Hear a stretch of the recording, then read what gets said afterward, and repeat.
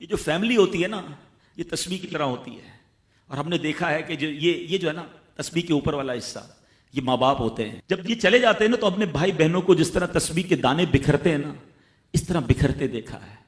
جب تک ماں باپ ہیں پہلے تو ان کی برکتیں لینا، اور جب یہ چلے جائیں نا تو یہ دانے بکھرنے مت دینا، جوڑ کے رکھنا اپنی فیملی کو.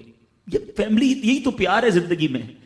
تھوڑے سے پیسوں کے لیے بھائی بہن لڑتے ہیں، جائیداد کے لیے بھائی بہن لڑتے ہیں، تھوڑے کاروبار کے لیے لڑتے ہیں. ارے قربان کر دو، کوئی بات نہیں، بھائی کو تھوڑا زیادہ چلا جائے، بہن کے میری بہن کے گھر میں ہی جا رہا ہے نا، یہ تیرا ہے، یہ میرا ہے، نہ کیا کرے. یہ گھر کی محبتیں آپ کو بہت ساری بیماریوں سے بچاتی ہیں. حدیث پاک میں آتا ہے جس کا مضمون ہے جو چاہتا ہے کہ اس کی زندگی میں اضافہ ہو جائے، عمر میں اضافہ ہو جائے، بری موت سے بچے، اسے چاہیے کہ وہ صلہ رحمی کرے. صلہ رحمی کیا ہے؟ اپنے رشتہ داروں کے ساتھ اچھا سلوک. اور رشتہ داروں میں the closest family member جو ہے وہ بھائی بہن ہیں، وہ ماں باپ ہیں، بیوی بچے ہیں. ارے ان کو چھوڑ کر دنیا سے محبتیں جتا رہے ہو؟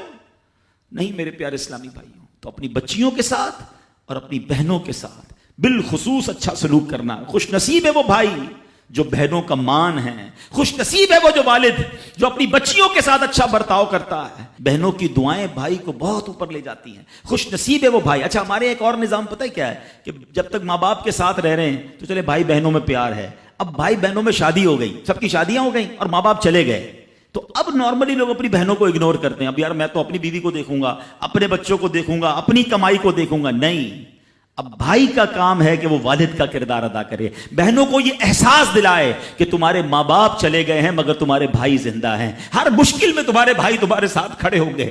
کبھی بہنوں کو یہ ریئلائز مت کرانا کہ وہ اکیلی کہیں کسی پرابلم میں ہو تو وہ اکیلے میں سوچے کہ میرے ماں ہوتی تو میں ماں سے بات کر لیتی، باپ ہوتا تو میں باپ سے کہہ دیتی، بھائی کو کیا کہوں وہ تو سنتا ہی نہیں ہے. ہیں ایسے بھائی آج بھی کہ بہنیں انہیں اپنا دکھ بھی شیئر نہیں کرتی ہیں، بلکہ بھائیوں کو پڑی ہی نہیں ہے بہن کدھر گئی.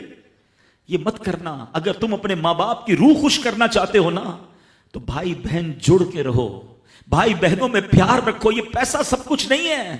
ارے جو کچھ میرے پاس ہے اگر میرا بھائی بہنوں پہ خرچ ہو جائے تو اس سے اچھی کیا چیز ہے. یہ یاد رکھے جو سوشل میڈیا پہ ہزاروں فرینڈ بنائے بیٹھے نا کہ میرے 5000 فرینڈ تو میرے 10,000 فرینڈ، کسی دن بستر پر پڑو گے نا اسپتال میں تو اس بستر کے کنارے تمہیں تمہارے بھائی بہن ہی نظر آئیں گے.